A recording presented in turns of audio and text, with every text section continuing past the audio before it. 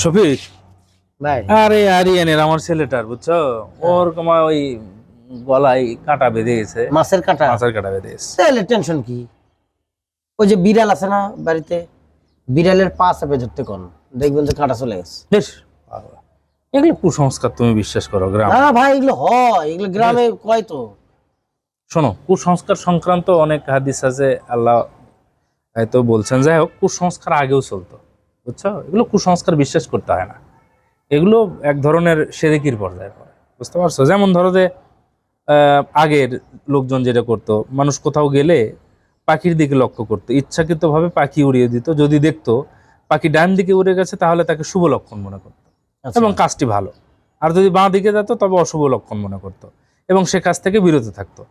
ইসলাম কিন্তু এগুলো নিষিদ্ধ করছে, বুঝতে পারছো? এগুলো ঠিক না। এবং এর সংক্রান্ত মানে পাখির ডানে বায়ে ওড়ার যে শুভ অশুভের লক্ষণ, এগুলো ব্যাপারে এগুলো কুসংস্কার। আবু হুরায়রা রাদিয়াল্লাহু তাআলা আনহু থেকে বর্ণিত, নবী করিম সাল্লাল্লাহু আলাইহি সাল্লাম বলেন, রোগের মধ্যে আল্লাহর হুকুম ছাড়া সংক্রমণ নেই, শুভ অশুভ লক্ষণ বলে কিছু নেই, পেঁচাই কুলক্ষণ নেই এবং সফর মাসে অকল্যাণ নেই। এটা বুখারী শরীফের 5346 নম্বর সহিহ হাদিস। সহিহ হাদিস। তো এরকম কুসংস্কার আসলে এক ধরনের শিরকও বটে, যার কারণে আমাদের এগুলো কুসংস্কার শিরকের মধ্যে পড়ে, বুঝতে পারছো? সুতরাং এগুলো কুসংস্কার করা যাবে না, বুঝছো? এগুলো করবা না, ঠিক আছে? বুঝছি। বাবা, তুমি তোমার ডান হাত চুলকাচ্ছ শফিক। কে ভাই?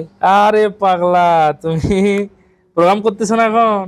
টাকা আসবি তো, জানো না? ডান হাত চুলকালেই টাকা, খালি ওরও টাকা চলে আসে। ডান হাত চুলকালে টাকা আসে, বুঝতে পারছো? হ্যাঁ, এটা কি কুসংস্কারের মধ্যে পড়ে না ভাই? এখনই আপনি হাদিস দিলেন যে বিষয়গুলো কুসংস্কার। এসে আসলে হয়েছে কি ভাই, সত্যি কথা বলতে কি, আমরা সবই জানি, নিজের অজান্তেই অনেক কুসংস্কারকেই আমরা আমাদের মধ্যে নিজেদের সংস্কার মনে করে ফেলছি, আসলে তৈরি করে ফেলছি, এটা ভুলে দেয়। এই দেখো, আমি তোমাকে পরামর্শ দিলাম, মুহূর্তের মধ্যে মনে করেন যে আমরা ভুলে গেলাম। আল্লাহ রাব্বুল আলামিন আমাদেরকে মাফ করে দিক ভাই। কুসংস্কার থেকে আমাদের সবাইকে দূরে রাখো, দূরে রাখা উচিত। আল্লাহ রহম করুক।